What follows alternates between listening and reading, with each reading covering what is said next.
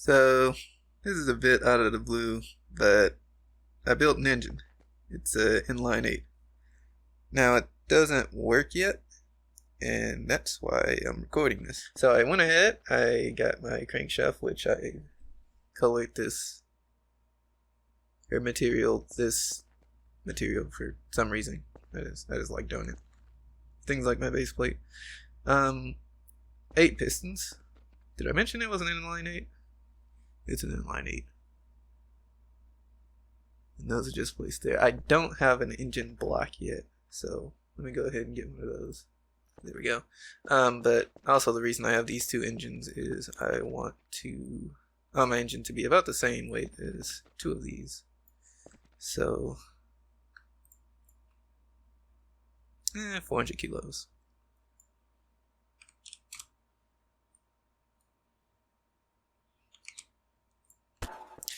And the actual weight distribution from like the block to the crankshaft might actually change. So as long as it adds up to 400, I'm happy. Let's do 340. I'm just gonna go ahead and access my crankshaft to the engine block. Put a fading dough on it. And save it because I'm paranoid.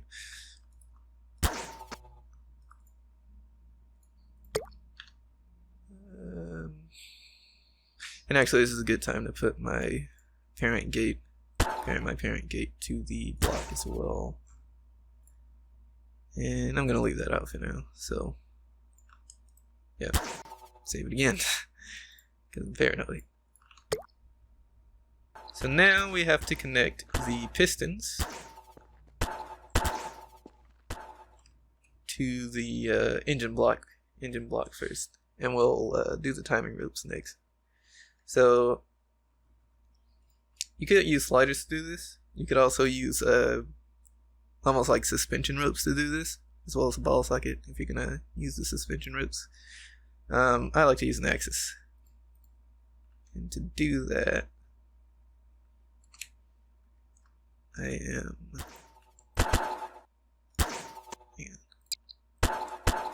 I believe mass center is coordinate center again. Yeah, thereabouts. So I am going to move these points outward some direction. That could work, but I want to be on the side. And that's just up.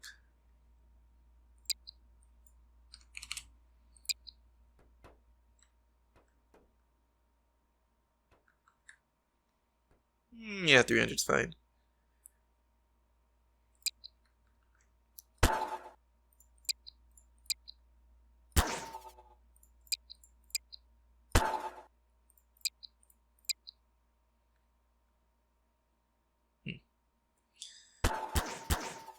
So one of these points is going to be connected to a piston. So I'm just doing all the odd numbers. And the other point is going to be connected to the engine block. So even numbers.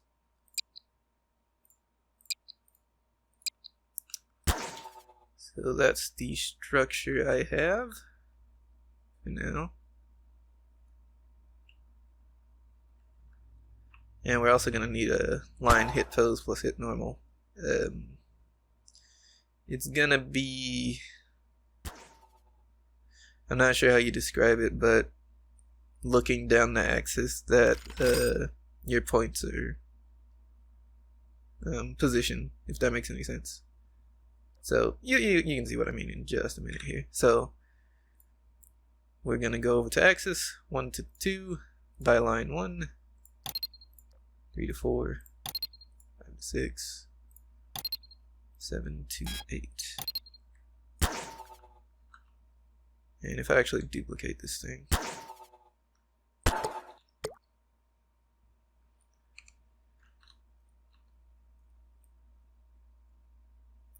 so you can kind of see how the piston moves in a very large circle because of the axis.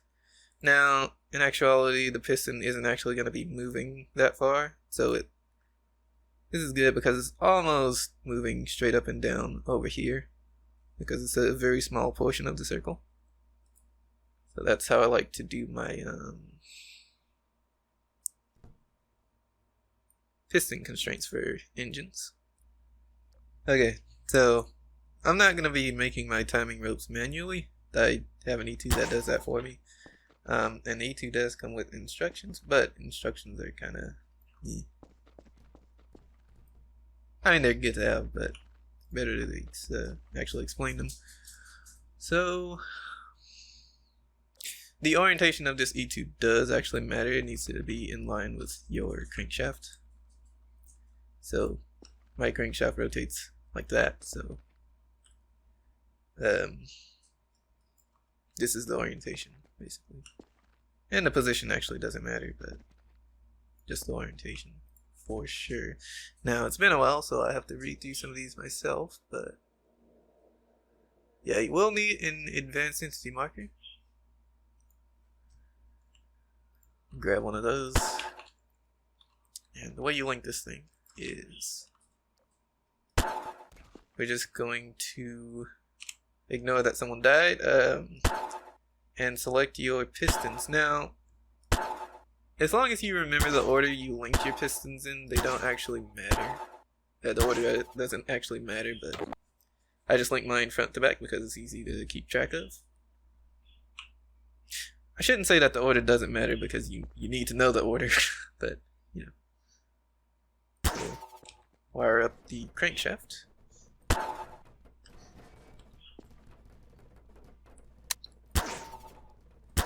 Just ignore the earthquakes. I'm not sure what they're doing.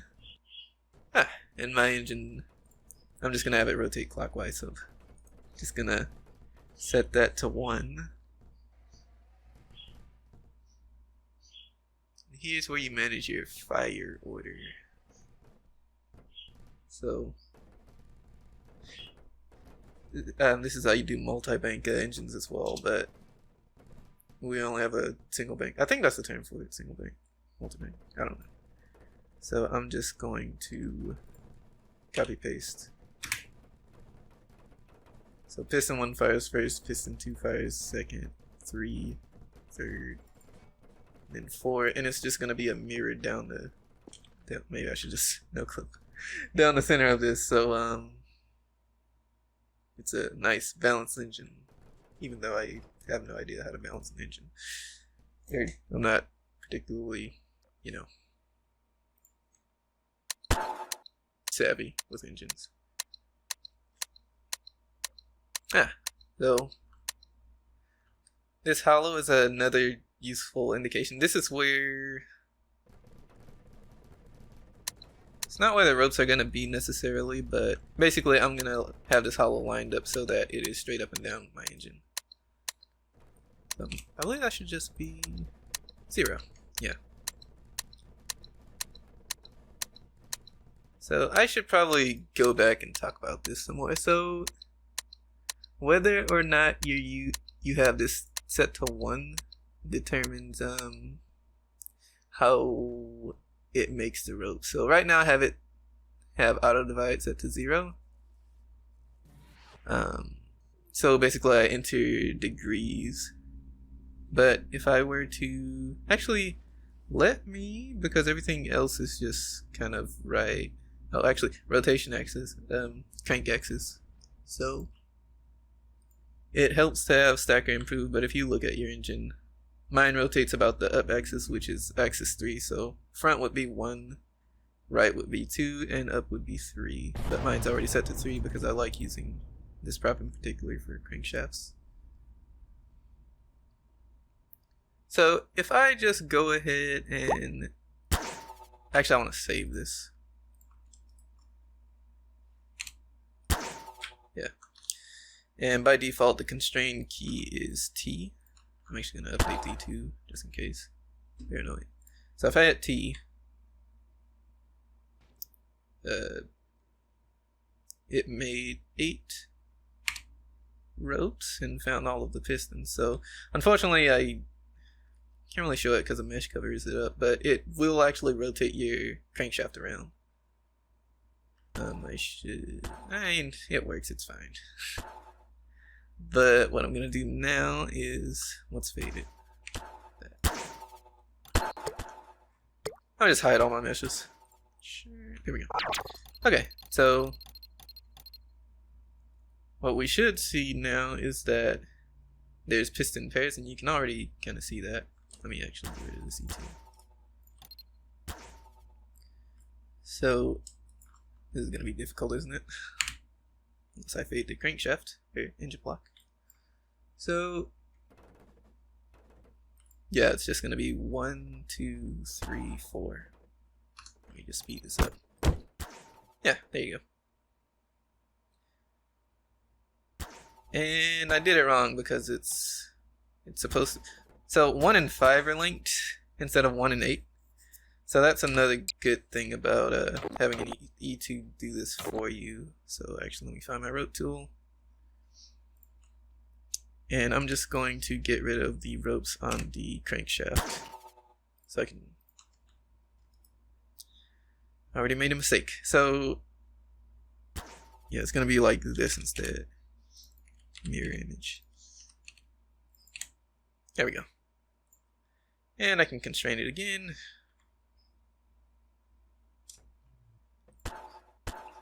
Already done. Go ahead and duplicate it. Just get rid of it. So there we go. Okay, so there you go. There's the mirrored image I wanted. It's still the same firing order. Okay, so that's excellent.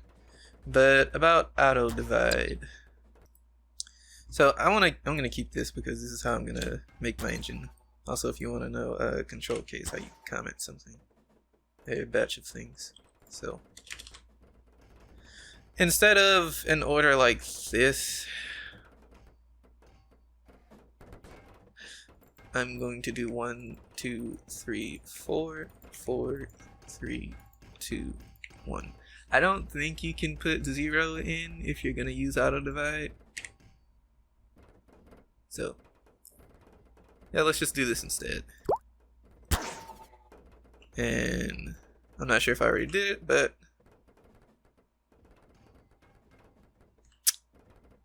remove the ropes on the crankshaft. Oh, and actually go ahead and constrain it.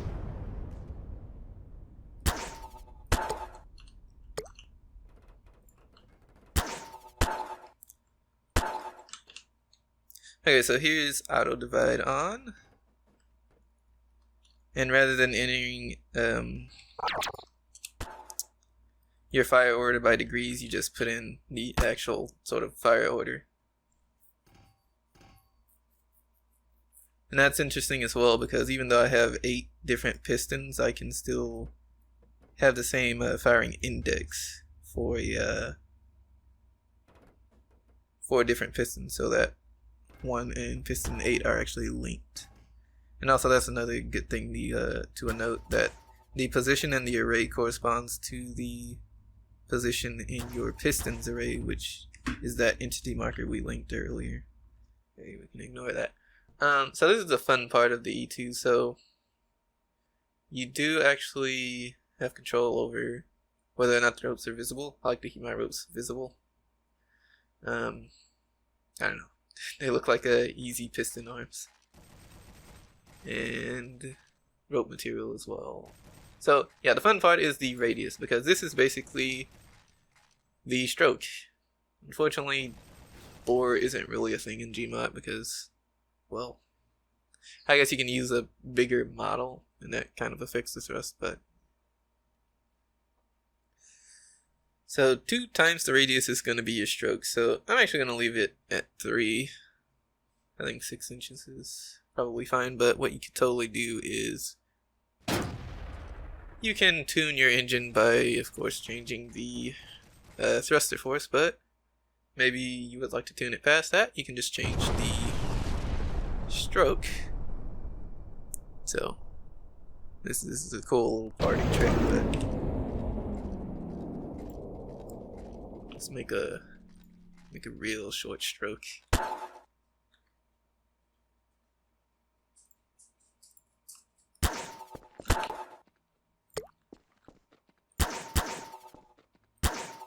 And yeah, the E2 for some reason gets duped with the engine. I'm not sure why.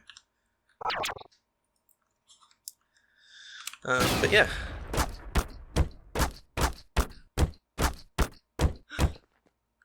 Stroker engine.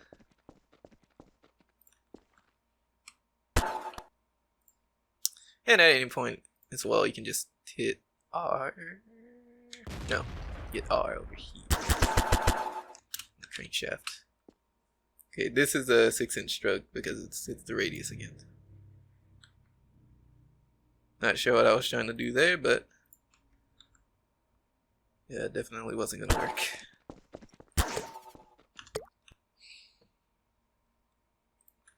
Let's get rid of the gate. How about that? And no clip.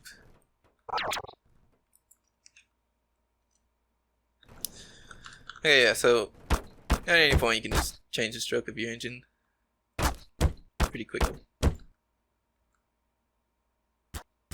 And the firing order as well, I should say.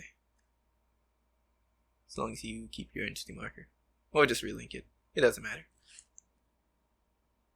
So, the engine basically works, it just needs a timing E2. Okay, you may or may not have your own engine control unit or timing chip, whatever they call them, I don't know. But I'm going to use mine now. The first thing I'm going to do is there's a bunch of inertia stuff. We're just going to make sure it is 0, basically. So one thing I like to do is use inertia to simulate a flywheel, but we're just going to turn that off now. If you're wondering about the pistons array, that's only ever used if you want to put inertia on your pistons, which sometimes you can see an effect, but no. Also, if you set inertia to 0 in this chip, it won't actually do anything because it checks if the inertia is a non-zero value. If it's 0, it's just default inertia basically, or whatever the inertia was last. So yeah, the instructions. So go ahead and this E2 isn't an alignment model like the last one, but you want to make sure it's like upright with the arrow facing down your crank axis is, your crankshaft's rotation axis. So I'm just gonna put it up here with my mesh controller and gate. I'll align it later, but position wise. And another thing we can do is go ahead and wire up the block, even though that's only for inertia, but I'm gonna do it anyway. Crankshaft. And that's it for now.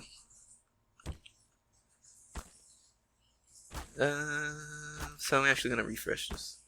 See what happens. Oh, nothing's gonna happen because I need to show the hollow. So, similar to the last chip, crank axis is the, I guess you can say, local axis of rotation on the crankshaft. So again, that's going to be the up axis for me, which is axis 3. Crank dir, it's a trial and error thing. We'll come to that later. Bearing offset, also trial and error. Bearing precision. You're gonna see that there's a hollow that rotates around, and it's basically bearing to measure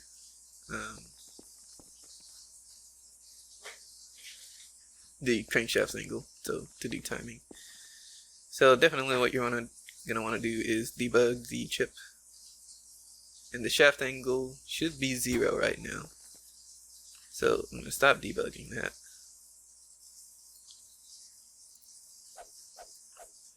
And I believe what should happen here is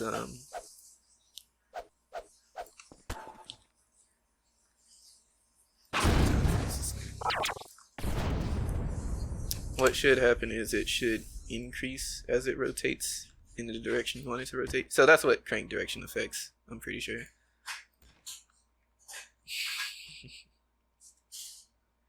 So if I were to set that to 1, and it's a multiplier as well, it's not on or off. So it will mess with the static shaft angle too, from what I know. Or will it? I don't know. But now you can see it's decreasing. So leave that to -1 in my case. And if for some reason the shaft angle doesn't read 0, you would use bearing offset to fix that. So you can see it was at 180 for me, and apparently that just works in my case. But that's how you would change it, and you can also go negative too. Oh, mass ratio. So yeah, this is the chip I had when I was building the Kodiak. But what else? So now we're getting into the piston fire order. So yeah, I'm using bidirectional pistons. Also, my pistons don't make any sense because they fire continuously and don't behave like an actual engine, but oh well. So it's useful to have multiple of these for like multi-stack engines. I am just going to keep one, so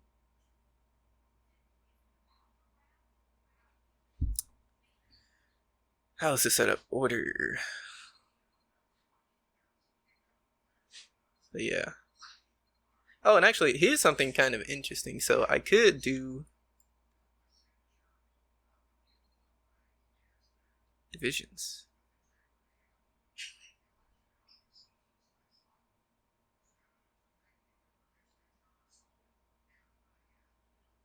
Okay, so yeah,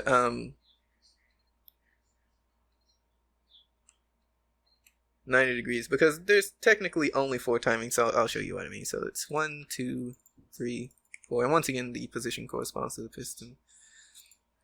So yeah, I can do this again: 4, 3, 2, 1, and I'm not sure angle. Yeah, so quite a few of these things have to be adjusted by trial and error. I am going to, yes, set this to -90.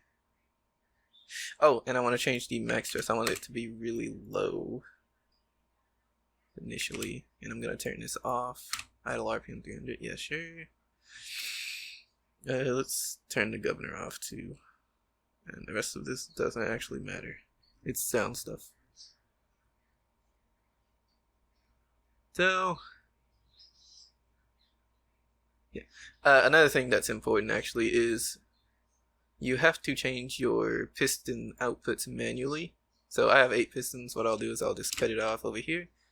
And also important is scroll to the very bottom and add or remove fire outputs. So piston 1 equals fire output 1 number because it uses arrays, but I only need 8 of them, so I can just delete. So I am going to keep the hollow on. And I'm going to go ahead and actually position this because it's messing with my OCD. Oh yeah, and when you're ready to attach the E2 parenting works as well. Best way to do it probably. So yeah, I'm going to go ahead and save this. Paste it. And actually, pretty good to have some effects on.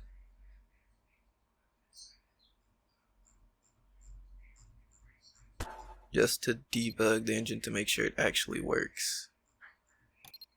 Okay. Okay, I hit effects on by default. So throttle lever 0 to 100.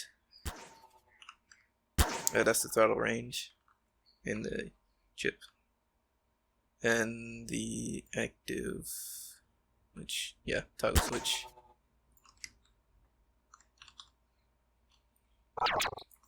So let me go ahead and get rid of the mesh for now. And throttle active. Let's just see if it can idle on oh right, the pistons aren't even wired. So yeah, remember, or yeah, the order of this, just make sure it matches up to your fire order. because the position in those arrays do correspond to these pistons here.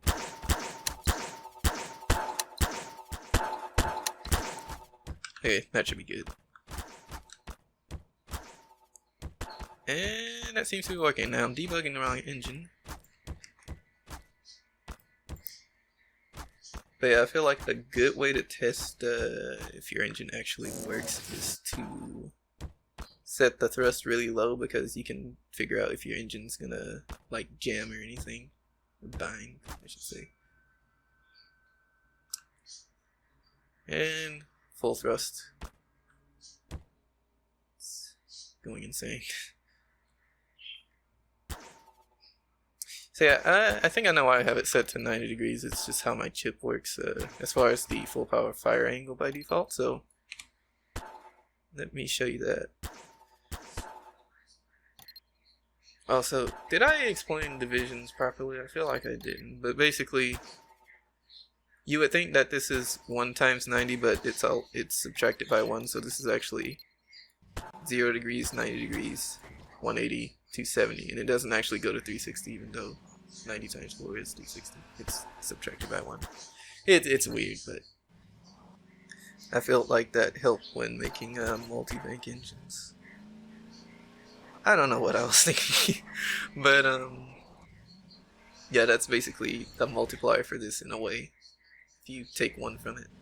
So if I set my angle to 0, see the engine is busted. It kind of works, and this is why I keep my thrust low. You can kind of see it binding if you look at the RPM a little bit, maybe. Yeah, and it'll even rotate the wrong way. It's actually supposed to not do that, but basically you can so look at piston 1. It's full power over here. It's supposed to be full power over here. So yeah, my pistons don't make any sense. They don't behave like an actual engine, but it's supposed to be full power over here. However, you can see it's starting to decrease in power, which is why it was like binding and rotating the wrong way. And you fix that with your angle number here. So I believe it was negative 90 for me. And you can see instantly better.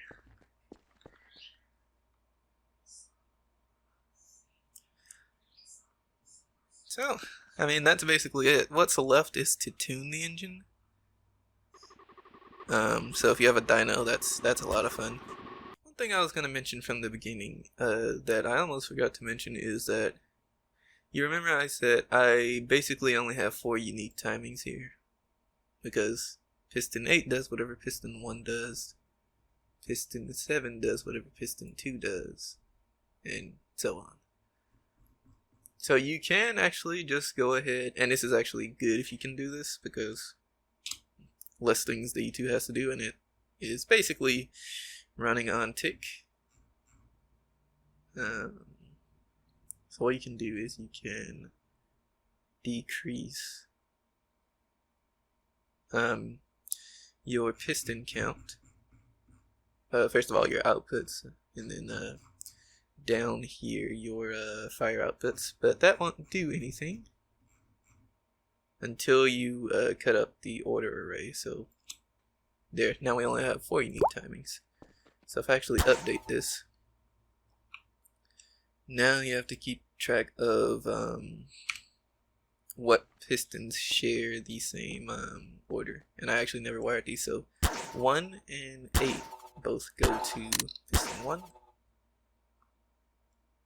2 and 7, 2, 3 and 6, and 3 and 4 to 4.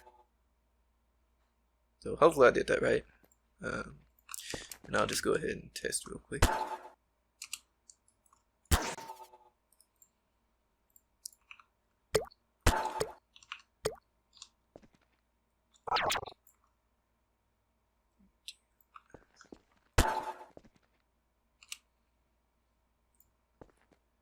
Get my lever,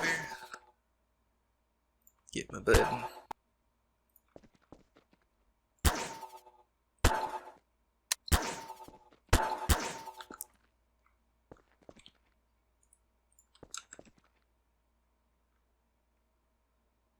So yeah, you can see that.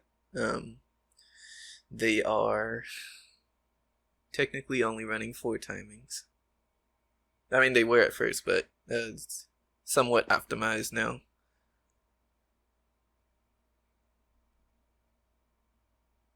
So yeah, that's if you're gonna use this particular E2, there's something you can do to keep the usage down, the runtime. And pretty much this is how it's gonna run. There's like some weird variable refresh rate thing I did, so depending on the RPM of the engine, it'll change how often the E2 updates. So, but past about 300 RPM, it's run on tick basically, because it needs to be. So now I go tune and dyno this thing. I didn't do that much tuning to the engine. I literally just actually this is the right version. Okay. No, it wasn't the right version. So I increased the max thrust, raised the idle a bit. Also there's this thing, which I'll talk about in a second actually, but increasing the max thrust, or just the thrust going to the pistons in general, I gave the crankshaft more inertia so it could take the force, or torque, since it's rotational. But what the stick rate does, it's almost kind of like a governor based on your throttle, because basically without this, if you apply a bunch of throttle and the engine spins up, and you apply 0 throttle, the engine just stays spinning at whatever RPM you leave it at. So I can actually show that. If I unball socket this.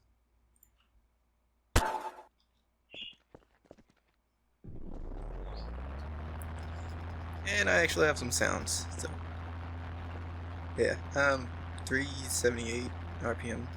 And well, actually you can just hear the engine.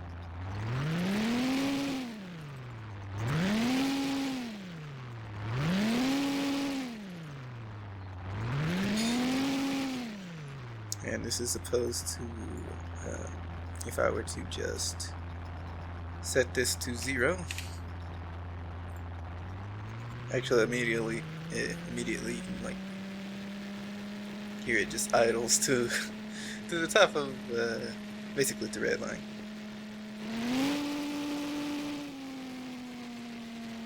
It doesn't really come back down, so kind of like a mini governor. It makes it more responsive. They respond more to whatever throttle you're giving it. And another thing I want to talk about, the crank inertia. So I have mine set to 25 on the rotation axis. I wanted it to have a similar shape to a tube, so that's why the other axes is the axi are bigger. I have bigger values. But this is just a multiplier for all of it. If I were to increase this to, say, 100.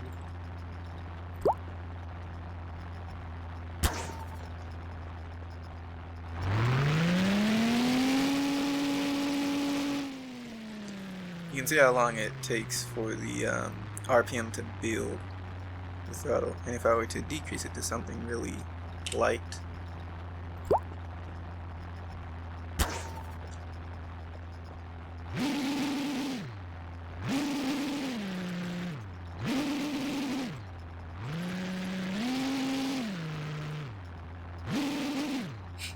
yeah, it's like an F1 engine or something.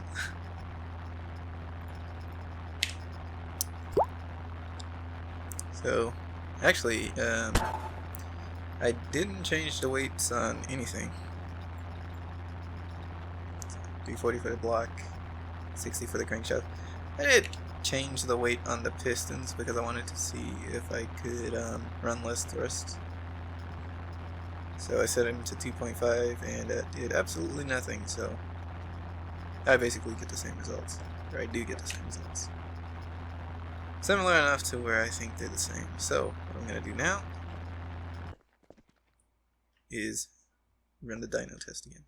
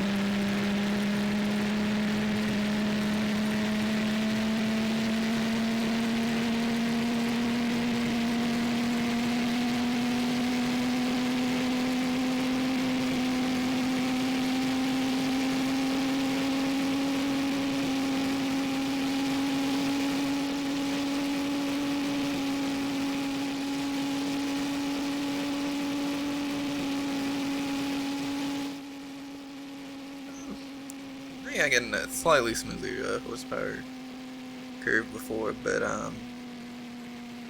yeah. As far as the power, it's actually a little bit more powerful than two of the ACF inline 4s that I was using, the petrols, to base it around. Yeah, this thing.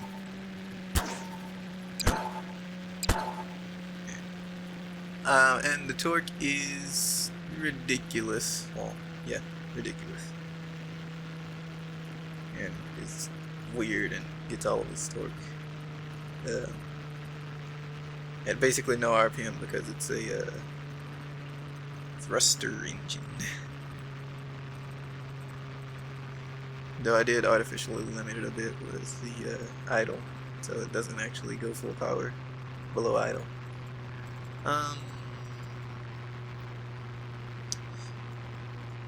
Now to be fair, this thing runs at like 1200 RPM, and these can run at 6000. So you do have to adjust at least the torque for that. But even then, if I were to gear this down to like 0.2, so they run at about the same RPM. And granted, there's two of these, so that's like 500 Newton meters times 5. It still makes more torque by a lot.